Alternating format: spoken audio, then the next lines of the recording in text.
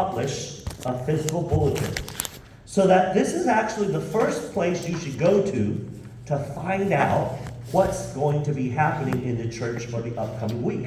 And so when we publish this, you get it on Sundays or Saturday evenings, so you can look at it to see what the upcoming events and stuff are, okay?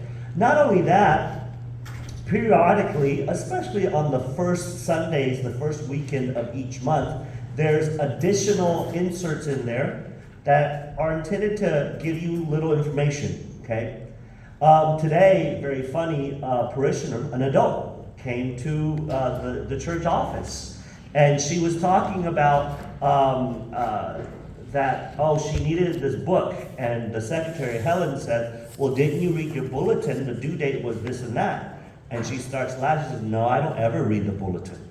And I overheard her, so I peeked over. I said, well, what do you think we do? Why do we publish this? Do you think that we just need something to do every week, and so we decide to print these things out? I said, and then she starts laughing. She says, oh yeah, because one of the church members, he gave a really beautiful reflection based off of the church bulletin this week at prayer group.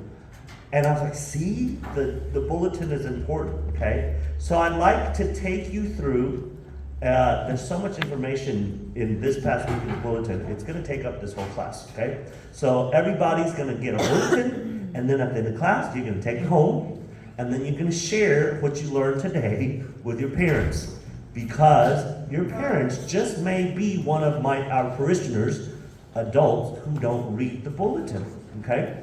So I want to show you how important this bulletin is, the information that we publish.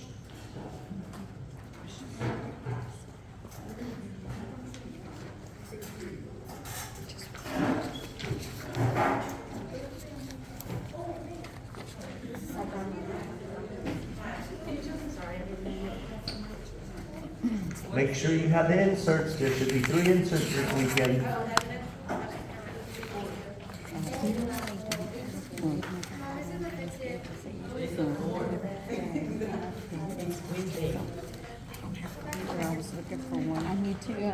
Okay, look with me on the front page, okay?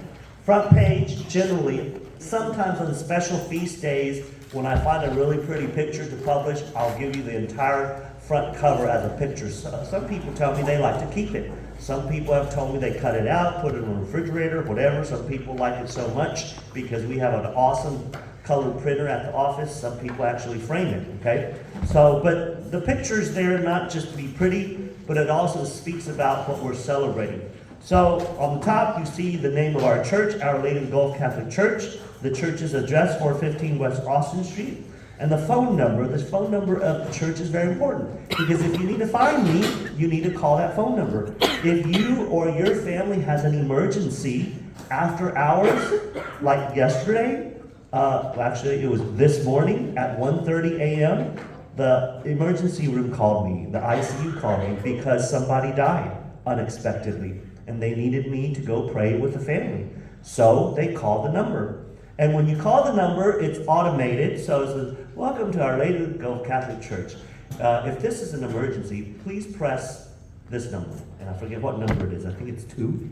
But listen to it. And you'll press 2. And what happens is, when you call the number and you press 2, it rings every phone in my house. Every phone. Downstairs phone, upstairs phone, my bedroom phone, Father Derek's bedroom phone. Every phone in the house. Don't you dare do this as a joke.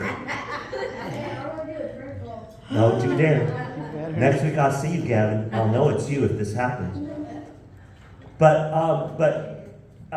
unfortunately, let me tell you what has happened.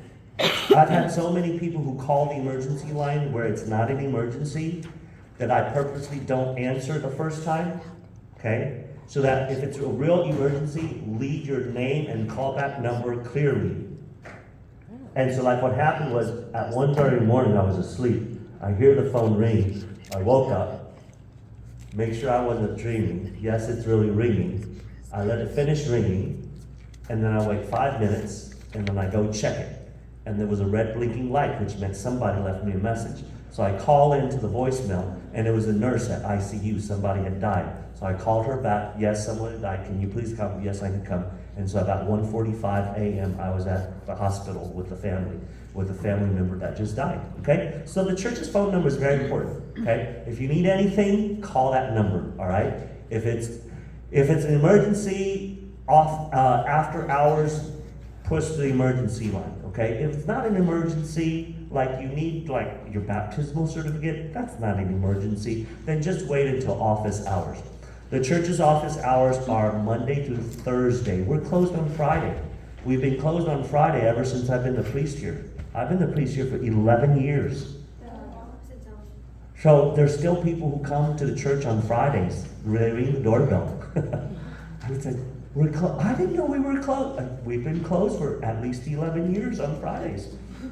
Okay? So Mondays through Thursdays from 8:30 to 4:30 p.m. You see, under the phone number, serving the missions of. And I know I've said this before. Us two priests are not only serving Port Lavaca. We have 3 other churches that we take care of. St. Anne, Point Comfort, St. Joseph, Port O'Connor, St. Patrick, Seadrift. That entails the entire Calhoun County.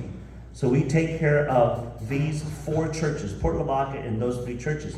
So that if you don't see me at Mass, it doesn't mean I'm lounging around watching TV, okay? Every Saturday evening, we have 2 Masses going on around the same time. One Mass is here at 5:30, and one Mass is in Port O'Connor at 6 o'clock. And then so we switch. So now there's only 2 of us priests here, me and Father Derek. And so we just switch. This past weekend I was here. I did all the Masses here. So generally, when there's two of us priests now, if you see one of us here, then you can expect not to see that same one here. So this coming weekend, I'll be at the missions. So Saturday evening, I'll go to Port O'Connor. Sunday morning, I'll go to Seadrift and Point Comfort, okay? And then Father Derek will stay here and do 1 Saturday and the 3 Sundays.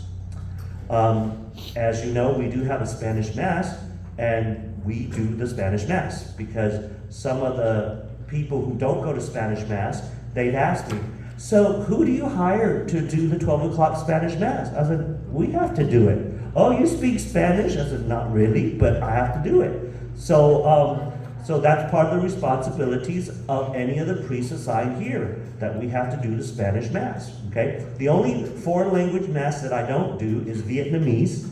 I'm not Vietnamese, I'm Taiwanese, and the language is too different, so I can't speak it. So we do hire a different priest, Father Tran from Bloomington, to come in to say the Vietnamese Mass on Saturday evening in Seadrift. But the rest of the Masses we do here. So every weekend here in Calhoun County, there are 8 Masses available. Did you hear me? There are 8 Masses available. That's why people in Calhoun County have no excuse to miss Mass. 8 choices. 8 choices. There are 3 Saturday Masses. 5:30 here, 6 o'clock Port O'Connor, and 7 o'clock in Vietnamese in Seadrift. 3 evening Saturday Masses. No one else gets that. But the people in Calhoun County get 3. And then on Sundays, there are 5 Masses. 5 Masses to choose from. So every weekend in Calhoun County, there are 8 Masses to choose from, okay? All right, so after that, you see the website of the church. Go check it out. If you need to email me, there's that email right there. Just make sure that in the subject line you put my name. So because that's the general parish email. So you can send any of the staff members an email through that one. I'm the pastor. That means I'm the head priest, okay? And then Father Derek Aqua, he's the parochial vicar, meaning he's the assistant priest. And then right now we have Deacon Nazario Hernandez. So he's the only deacon we have right now. Now come May, we are actually going to have 2 more deacons. So come mid-May, you're going to see the names of 3 deacons over there, okay? Then I usually put some sort of art that reflects the season or the scripture or some feast. Okay, I don't just put art there just to take up space. So as you can tell, the featured art this weekend is Advent. And what do you see is Joseph taking Mary on a donkey, and they're headed towards Bethlehem. Okay?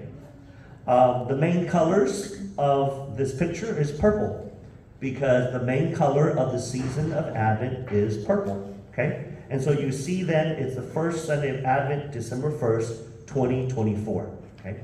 If you open up to the next page, this next page has the first two columns are the masses and other liturgical or church services that will happen for the upcoming week. Okay? So you'll see Our Lady of the Gulf gets the first column, the long column, and then the three missions are on the second column. We have Mass every day, and that's another thing that a lot of people don't realize. They think that we only have Mass, that we only have church on the weekends. No, we have church, we have Mass every single day.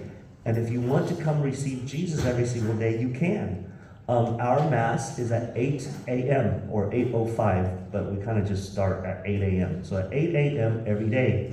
And each day, people can donate money so that each of the Masses can be dedicated to pray for a particular person or family or group of people. Okay? And so that, look with me, you see Monday, December 2nd, 8:05 a.m. is the time of the Mass. It was for Joe Boignac, and there's a cross after his name, meaning that Joe Boignac is dead. Okay? And we indicate that because there's a cross under his name. Now look with me so then you see Tuesday, Frank Reyes, he's dead. There's a cross after his name. Ashley Dueñez today, she's deceased. She has a cross. But look at tomorrow, Thursday, 8:05, in Thanksgiving for the 37th wedding anniversary of Francisco and Isabel Farias. They don't have a cross under their name. They're alive. Okay?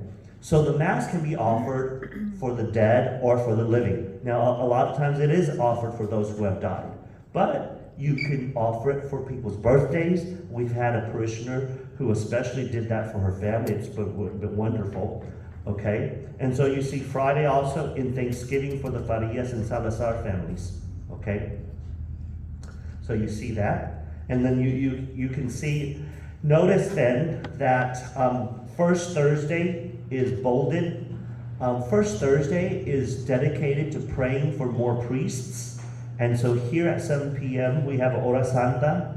So that's a holy hour to pray for more priests at 7 to 8 p.m. Okay, it's a short service to pray for more priests. I really encourage y'all to come to that. First Fridays is a special day dedicated to the Sacred Heart of Jesus. And after Mass, you'll see right after Mass at 8:45 to 12:30 p.m., the Blessed Sacrament is exposed. That means we put the Eucharist inside the monstrance and put Jesus on the altar so that people can stay and pray to Jesus.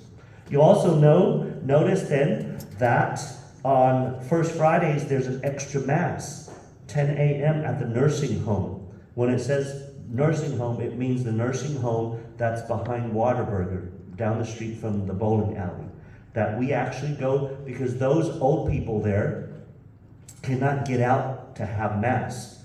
So we go to them once a month to have Mass for them there. So we have it in their dining room. So we have Mass. I go out there on First Fridays to have Mass there in their dining room. We have another nursing home called Bethany. They get their monthly Mass on the second Mondays of each month. And then we have another assisted living residence called Trinity Shore. They get their once a month Mass the fourth Thursdays of each month. So we have to run around to 3 extra places to offer Mass for these people so that they can get communion at least once a month. Okay? Then we see that on first Saturday, we have a special Mass that's offered. We offer confession at 8:30 a.m. and then the Latin Mass at 9 a.m. and then the Mass there. And then in the evening, we have regular Mass, regular confessions and regular Mass. So people have always asked me, what time are regular weekly confessions? Okay, so I'm going to ask you that question. Looking at the calendar and schedule, what time are regular confessions? On what day? Yeah, Saturdays from 4 to 5 p.m. So you can go to confession on a regular basis, 4 to 5 p.m. on Saturday. Now, if that time does not fit you, if it's not convenient, you're always able to call the church office and make an appointment with me or Father Derek. And we'll make time anytime you want. You want to come after school. You want to, So again, confession is readily available, okay? So then you see Sunday, we have 3 Masses, 8 a.m., 10 a.m. Those are in English. 12 p.m. is in Spanish, okay? Go up to the second column, St. Anne Point Comfort. Each of the 3 small churches, they don't have daily Mass every day. They only have once a week daily Mass. So on St. Anne's, they get a Wednesday Mass at 9 a.m., okay? And then this month, they're hosting the Holy Hour for Vocations tomorrow at 6 p.m. And then Sunday, their Mass is at 10:30 a.m. And you're always welcome to go there for Mass. You don't have to live in Point Comfort to go to Mass. Actually, a lot of our Port Wauwaka people like to go there for Mass because it's a smaller church, okay? St. Joseph, Port O'Connor, Tuesday, December the 3rd.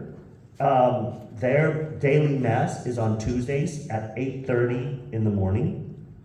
And then their Sunday Mass is on Saturdays at 6 p.m. Then St. Patrick's and Seadrift, their daily Mass is on Thursdays at 9 a.m. And then their weekend Masses, the Vietnamese one, is on Saturdays at 7 p.m. And then on Sundays at 8:30 a.m. Okay? If you look at this corner here, pray for the sick. Sometimes when people are sick, people will call us and ask us to put them on the prayer list. This is what it's for, okay? To put someone on the prayer list so that everyone can see and pray for these people. This is for all of us, everyone to see.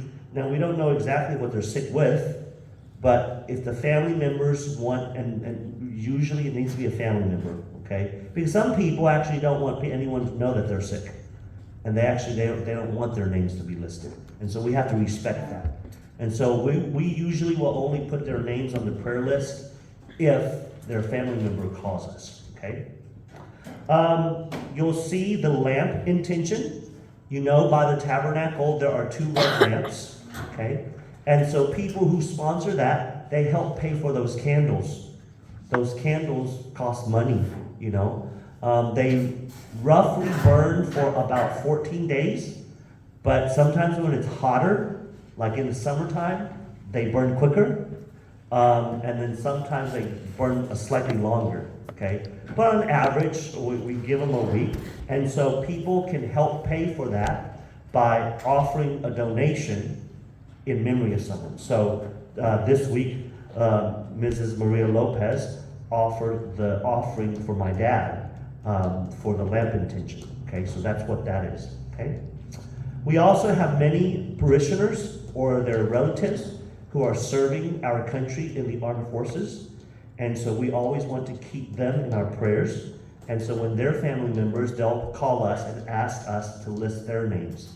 And so we always list their names so that all of us can remember the sacrifices that these men and women are doing for us, okay? Next to that, you'll see the readings. These readings are not readings for that Sunday that was happening. This is readings, scripture citations to get you ready for the next Sunday. Because ideally what I'd love for you to do is for you to look up the Bible verses and read through them at least one time before you come to Mass. So that when you come to Mass, you're not just listening to it for the first time. You're already hearing it again for the maybe second, third, fourth time. And then God can really speak to you through that. That's why we list that, okay? Then the other two boxes, you'll see that the first Thursdays, they're listed, and the reason why we list them is because the first Thursday holy hours are rotated through the 3 small churches. And so every month it changes. And so that can get confusing, and so that's why we put a specific date and a specific place to remind everybody where that's going to be, okay? First Saturday masses, they're special masses, and so we also kind of list them out, okay? Flip the page.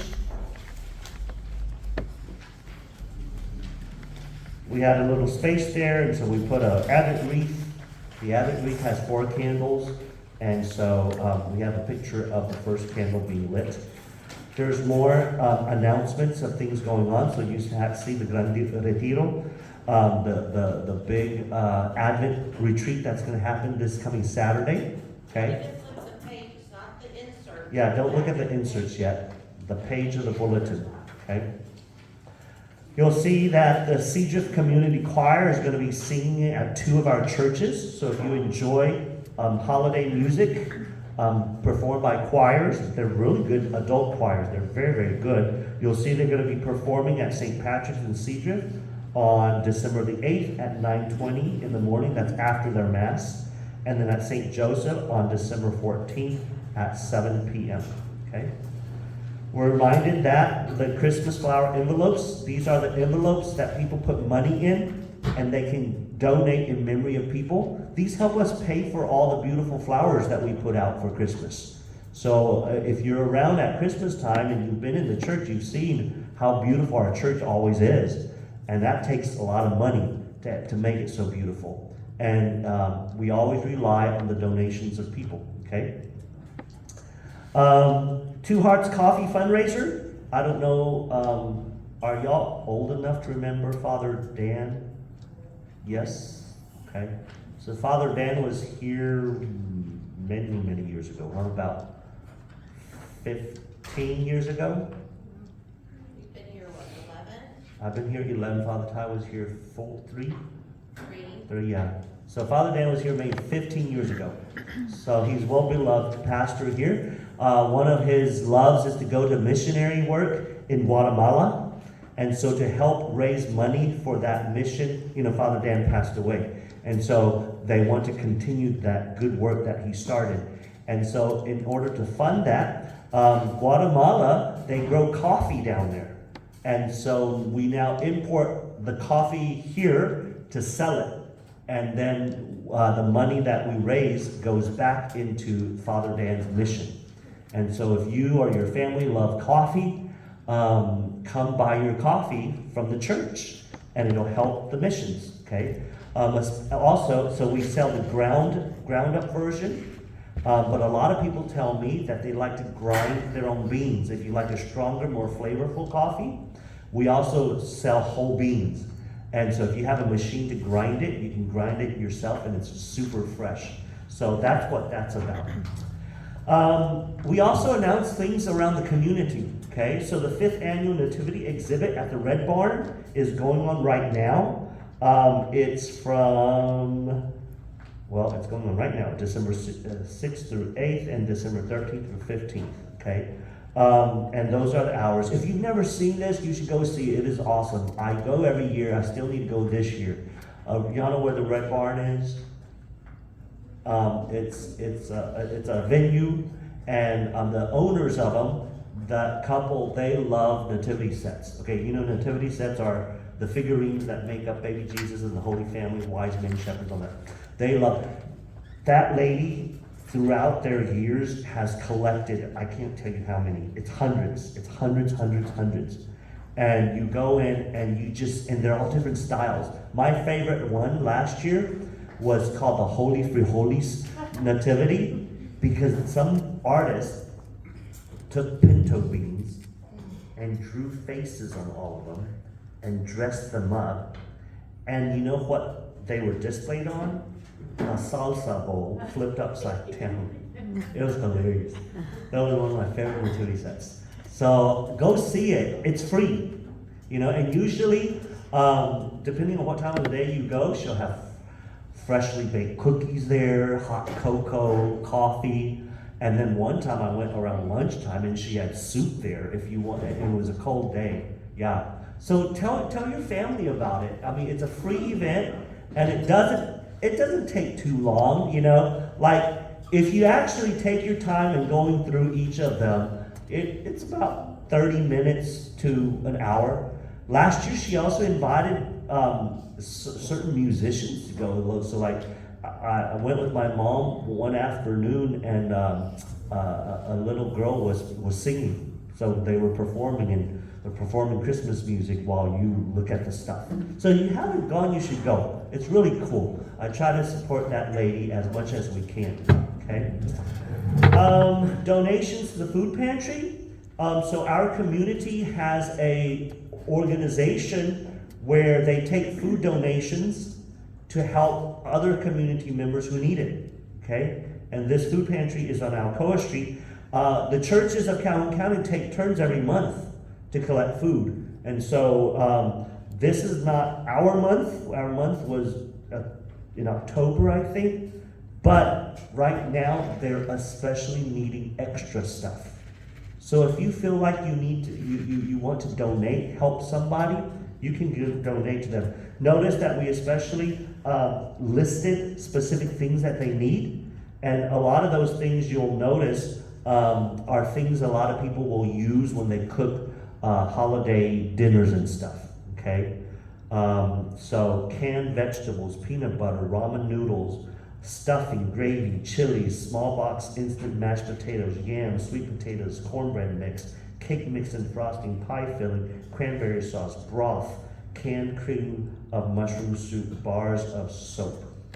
And also, they also always need toilet paper, okay? Because when they pack food for people, they always give them toilet paper. You kind of figure out why, right? Because when you eat, you got to do the other things. So, okay. To remind everybody, our parish has a Catholic school. Our Lady of the Gulf Catholic School's little logo is always there. Sometimes they will use that space when they have things to announce. If they have nothing to announce, then we just put their logo there, okay? Next column, this will really interest you. We report how much money we bring in every weekend, okay? So we've listed how much money we bring in every weekend from a month out, all right? A month past to the current. And you see it kind of goes up and down. What you need to know is that here in Puerto Vaca, especially in the summertime, our numbers go way down because a lot of you go on vacation. And then unfortunately, when y'all go on vacation, y'all forget to send your money to the church. And so we're talking about sometimes in the summer, like this past summer, for about 4 weeks, it got scary, where donations were about $4,000. We need $7,000 to $8,000 a week to survive, okay? And you're thinking, what bills does the church pay, okay? Church has to pay the salary. Y'all pay me, okay? Y'all pay me. I get a salary. I get $1,200 a month. That's my salary from y'all. $1,200 a month, okay? And then y'all pay my health insurance. That's about $900 per month. I don't get it. The company, the insurance company gets it, $900 a month. And then you pay for where I live. You know, y'all know where I live, right? Okay, I don't live in the church. I live connected to the church on top. The upstairs is where I live. The downstairs are our church office, okay? And so y'all pay for the electricity, the water, everything. My groceries and everything, okay? And so it takes money. Not only that, our church office has 1, 2, 3 full-time employees. That's kind of small, okay? But we can make it with 3 full-time employees that they take care of all 4 churches, and another part-time employee, Mr. Tim Dent. He does a lot, but he's only part-time. So we only employ 4 people. 4 people, 2 priests. Deacon works for free. Deacon doesn't get paid. It's a volunteer job for him, okay?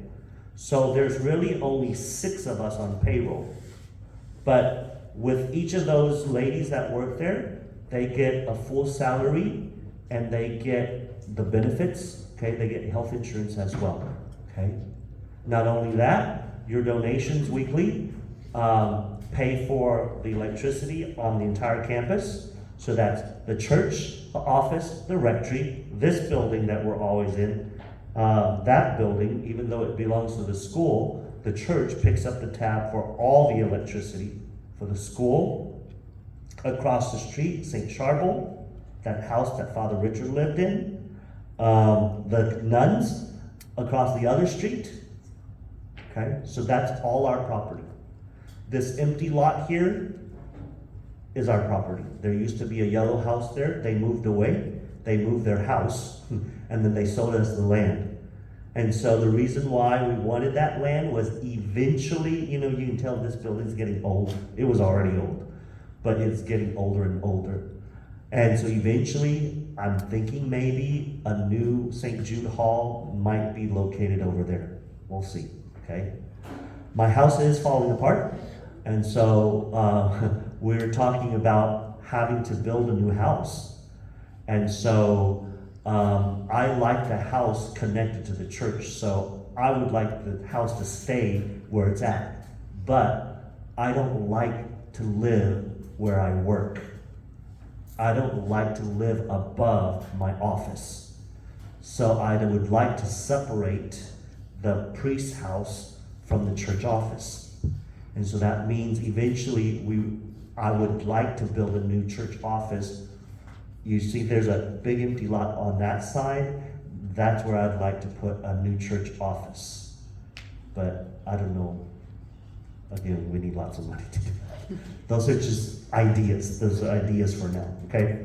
But it takes a lot of money. Not only that, every year we have the fall festival, because the more property you own, the more insurance on those property you have to have. Even your own parents have to have insurance on your house in case there's a fire or a flood or whatever disaster. They have to have insurance, okay? Our insurance bill every year is now close to $50,000. $50,000. That's why we have to do well at that September Fall Festival we have every year. People have asked me, Father, we've been making over $100,000 every year at September. Where's that all at? We must be really rich. We're not rich. Because we've already spent that money before we made it. Okay? We had to pay those bills before we made the money. So half of it goes to property insurance, and the other half goes to a diocesan tax. So the bishop needs money to run the offices in Victoria, but he doesn't have people who give on a regular basis. So what they do is like our federal government, they tax us. So they look at how much we collect on a Sunday, and they take 10% of that and say, okay, then y'all give us 10% of what you make on a Sunday. Okay? So if you think about it, we may bring in however much we bring in, but 1/10 of it doesn't belong to us. We have to send 1/10 of that to the bishop. Okay?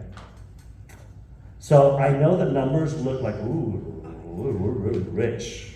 We're not. Okay? So, and you report all the missions, you see how much money they make too. You notice that this past weekend we had a second collection. So if we did a second collection, it'll also be listed. We had the Jesu Caritas collection. The Jesu Caritas in Latin means the love of Jesus. So we collected $1,487. This is for to help people in need. Okay, to help people in need. If you or your family are in a situation where it's hard to pay bills, certain bills for a month, you can always call me and we can see what we can do to help you. Okay, so so that's what that is, and we collect that every single month. Every single month.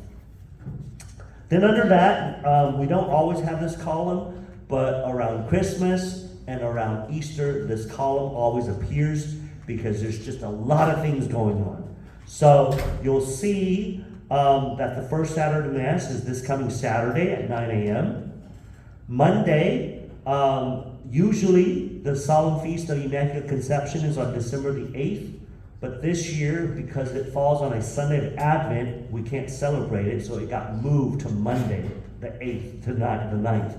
And so it's not an obligatory day, so you do not have to come to church on Monday, okay? Then you see that there's a 2 p.m. extra Mass at Bethany Living. That's that new nursing home there. Thursday, December the 12th, is the feast day of Our Lady of Guadalupe. Our Lady of Guadalupe right there. We have, she appeared in Mexico on December the 12th, 1531. And it's a beautiful story, and we celebrate our mother. So that day, at 5 a.m., people will come to church and sing songs to the Blessed Virgin. And at 6 a.m., we'll have a special Mass, and then come back here to eat breakfast together. Okay, so it's really cool if you can come, and we do it early enough so that you can still come, eat breakfast, and go to school on time. And then if you can't make it to the morning stuff, we have a huge party in the evening at 5 p.m. And the party is so big that we can't have it here, so we rent out the Bauer Community Center. And so any one of y'all is welcome at 5 p.m. on Thursday, next Thursday, December 12th. Okay, come join us. There'll be food there, and then performances. So yeah, okay, it's usually a long celebration. We try to be done by 9 because it's a school day. Tuesday, December the 17th is Advent Penance. So remember, the best way to prepare for Christmas is by going to confession. So make plans to go to confession before Christmas. And if you come on December 17th from 5 to 7 in the church, I've invited, I think, 4 other priests. Oh, so we should have 6 priests here available to hear your confessions. Wednesday, December 18th, we have something new that I'm trying out this year. It's called the Service of Lessons and Carols. This is a very traditional service in which we listen to 9 scripture lessons, and then there are accompanying songs to about the scripture lessons. Okay. Then we've published the Christmas schedule. Okay. So if you want to know what time church is for Christmas, here it is already. Tuesday, December 24th, Christmas Eve. The first Mass of Christmas is here at 5 p.m. That's a super popular Mass because a lot of people like to come, have Mass, and then they go home and eat dinner and they party all night long. Okay? And so that Mass is super crowded. There's a lot of people, the past few years, people are standing outside at this Mass. So if you want to come to this Mass and you want a seat, you need to come early. 6 p.m. in Port O'Connor, 7 p.m. in Vietnamese in Seadrift. Then one of the most unique aspects of Christmas is that traditionally we Catholics have a midnight Mass, literally at midnight, 12 a.m., okay? And so a lot of our church members like to come to that one. And I encourage that if you're a late night owl. So if you like to party and then take a break, come to church, and then after that, go back home and party some more. So that's at midnight, okay? So that's the midnight Mass at midnight. Then 8:30 in the morning in Seadrift, and at 10 a.m., so during Christmas Day, I only do one Mass here. 10 o'clock in the morning, it's in English and some Spanish, okay? And then there's a 10:30 Mass at St. Anne's in Point Comfort. Then there's a few more pieces of news. If you turn to the back of the bulletin. So if we go Tuesday, we don't have to go Wednesday? Correct. If you go Tuesday the 24th, then you don't have to go Wednesday the 25th. Okay? Only if the it's same on a thing. Sunday, then that's when you have to Yeah. do double, right? Okay. So these are all advertisements. All these individuals or companies, they donated money, and their money is used to pay to print this bulletin. Okay, they're bulletin sponsors. And so we really ask you, if you can, if there's something that you need there, try to go to some of these places because they support the church. Okay? All right, now to your inserts. This weekend we have 3 very super informative inserts. Okay? So let's look at the Advent calendar first. Like I said, we are celebrating the season of Advent. Advent is a preparation season. We're preparing for Christmas.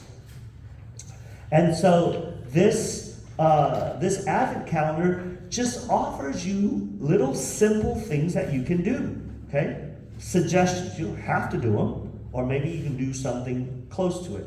But it offers you something to do. So today is Wednesday, and its suggestion is set up your nativity scene and picture yourself in the scene and think about how you would act if you were there, okay?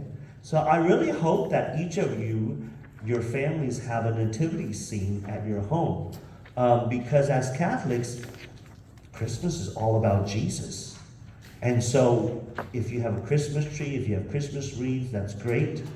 But the central Christmas decoration should be the nativity scene.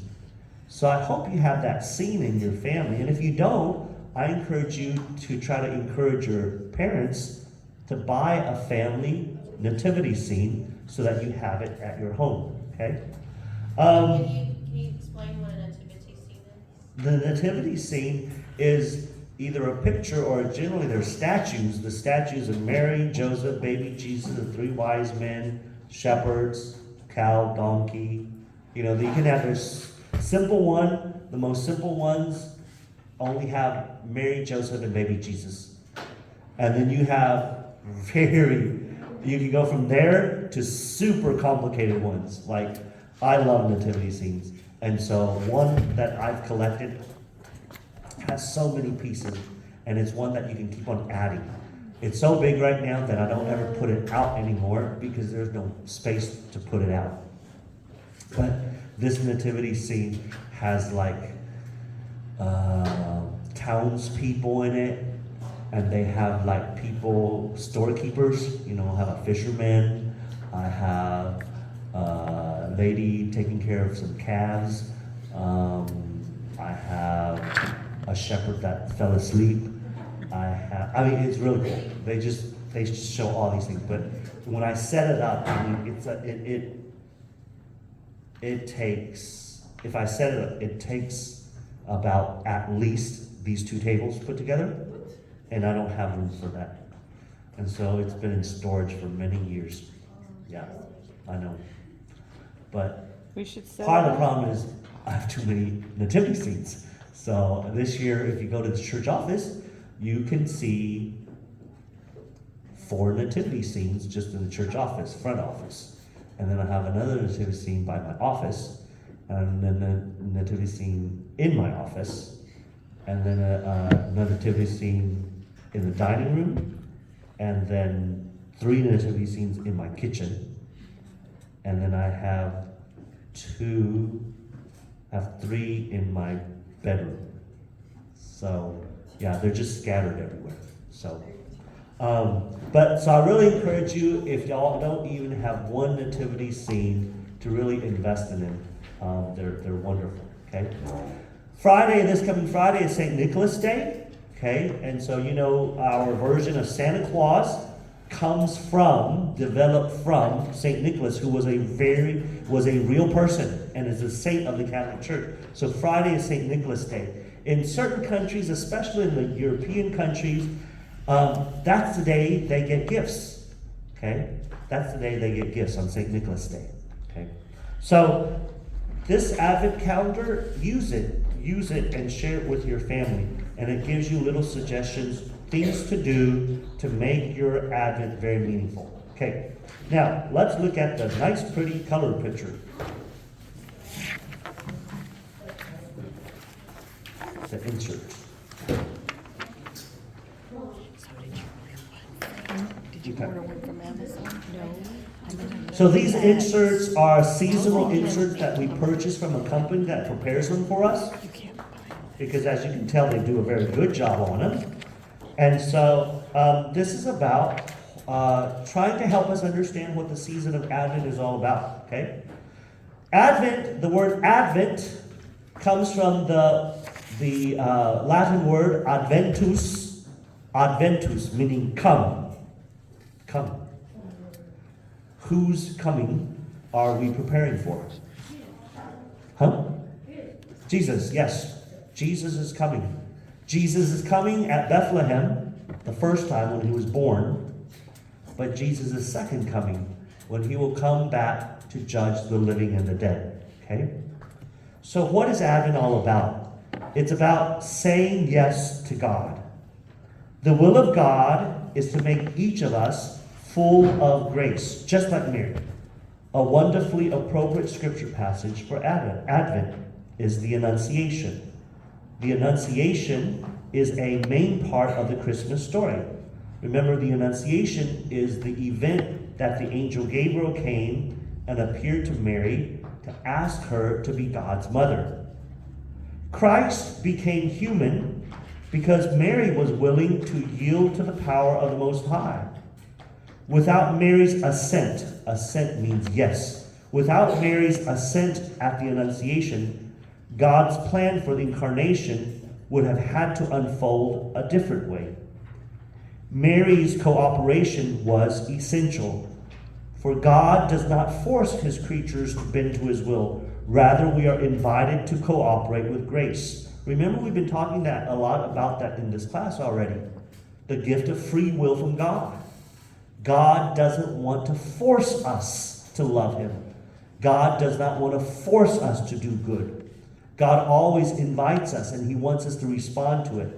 So even in the incarnation, he came to ask Mary, will you be my son's mother? And she could say yes, and she could say no. And she chose to say yes. Mary serves as a model for each of us who have also been invited to cooperate with God's transforming presence. Christ can only be born in us if we, like Mary, are willing to say yes to God's invitation and open ourselves to the life-giving power of the Holy Spirit. Like Mary, we are all called to nurture and give birth to Jesus so that he may be born anew in our hearts and in our world. So that's what the season of Advent is all about. To welcome Jesus into our hearts so that through us, we can carry the presence of Jesus out into the world. The season of affirmation. When Mary said yes to God, Christmas became possible. She agreed to bear Jesus in her womb. During Advent, each of us needs to be able to say our own yes to God as we prepare to celebrate Christmas and bear Jesus in our hearts. Yes to what has been. We affirm that Jesus was truly the Son of God, our Emmanuel, God with us. We also believe that through his life, death, and resurrection, he saved us from sin and death. Advent is a time for us to acknowledge that Christ came to save us, and he did just that by dying and rising. Yes to what is. God is with us in all the joys and the sorrows of our lives. More than just a random collection of atoms, our lives are blessings given to us by God according to the divine plan. Advent prepares us to celebrate the presence of God in our lives and in the lives of other people, especially the poor. And that's why, especially during the Advent season, the church encourages us to pay attention to other people who are needy. You notice that there's a bunch of gifts behind you over there. These are just the beginnings of what people are bringing in. This past weekend, we initiated the Advent Angel Tree Giving gift-giving project. And so there's still tags left, okay? These are families in need who do not have enough money to provide gifts for their own family members. And so for the past couple of months, we've allowed families to apply. We go through the application process to make sure that they're not trying to cheat us, to fool us. And so, and if we approve their families, then we ask them, what are your wishes? What would you like? Okay? And so they make a list, And then we make sure that every family member gets something. You don't know who it is. They're coded.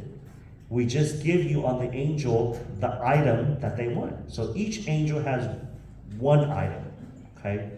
And then you take an angel, you go buy that gift, you wrap that gift, and you bring that wrapped gift with the angel attached to it back to us.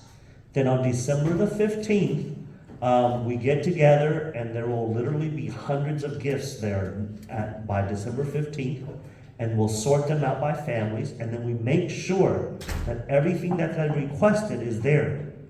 If some people forget to bring their stuff back, if some people mislabel their stuff, we have to go buy it, okay? So we always make sure that everything they requested is accounted for. And then at the end of the afternoon, they'll come and pick up their gifts, okay?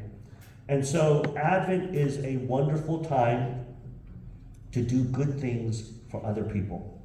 That's why we give gifts, to do good things for other people. So think about that. Finally, Advent is yes to whatever will be. Lord of time itself, God presides over the future, each tomorrow as well as every millennium. As we yearn for the full coming of the kingdom of God, our desire for the coming of Christ gets renewed in Advent. Okay? If you'll turn over the page, let's look at the symbols of Advent. The Advent wreath and the colors of Advent are probably the most popular symbols of the season. The Advent wreath is a circular garland of evergreen branches with 4 candles, sometimes a 5th, but usually in the Catholic churches we don't use the 5th candle. During Advent, 1 candle on the wreath is lit each week representing the coming of the Lord.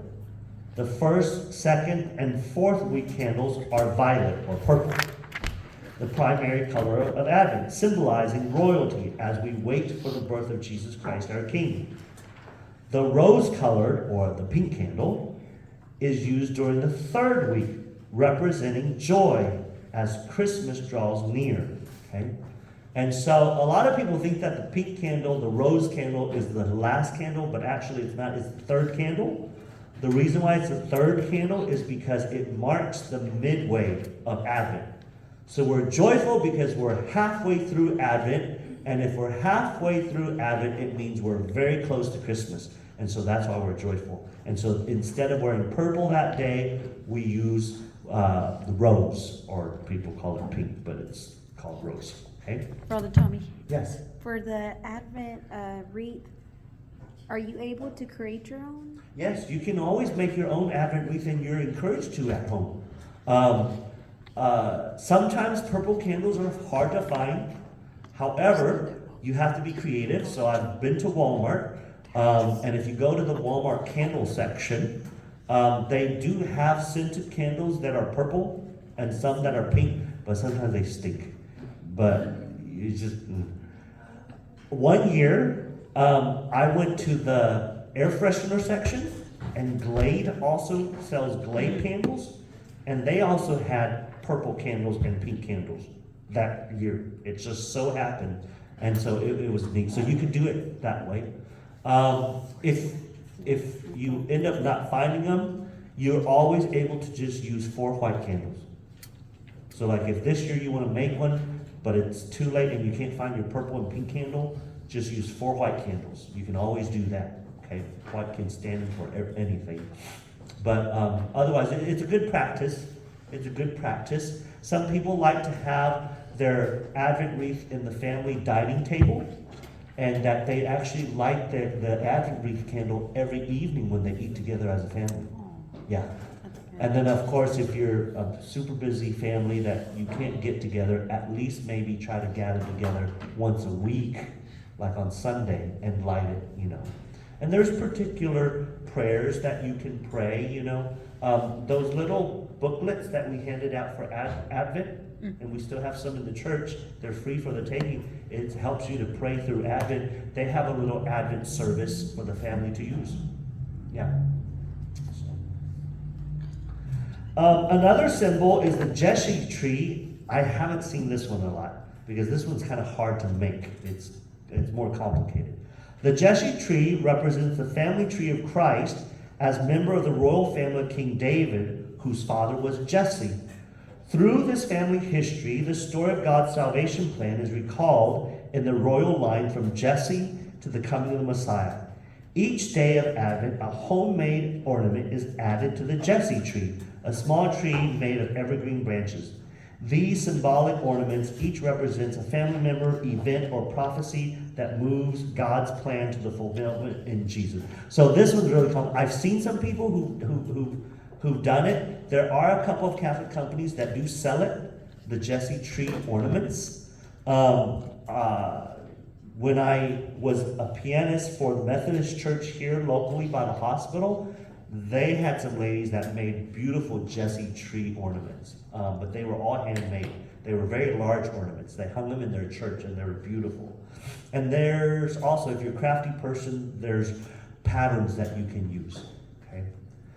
Other symbols include a nativity scene, or in French, the crèche, representing the birth of Jesus, and often including figures of Mary, Joseph, baby Jesus, shepherds, angels, and animals. Angels, which are significant in the Advent season as messengers of God's announcement of Jesus' birth to Mary, Jesus, Joseph, and the shepherds. Evergreens, plants like holly, ivy, and pine represent eternal life and God's everlasting love. Okay? The feasts of Mary during Advent and Christmas. The Immaculate Conception, which is normally December 8th, but this year is December 9th. Mary, conceived through an act of love by her father and mother, was born free of original sin and its effects from the first moment of her existence.